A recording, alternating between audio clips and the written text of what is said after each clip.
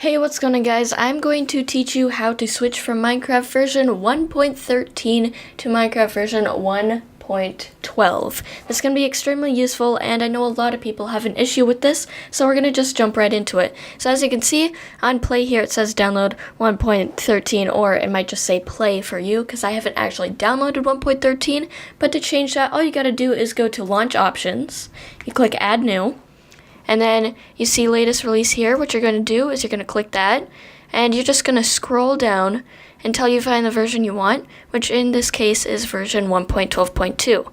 Then you're going to save, you're going to click to news, and then you're going to scroll through your versions until you see 1.12.2, which is right here. You're going to click on that, and then you can play and download Minecraft version 1.12. If you guys want to see more tutorials, let me know in the comment section down below, and I will give you more tutorials, and I'll see you guys in the next video. So, bye-bye.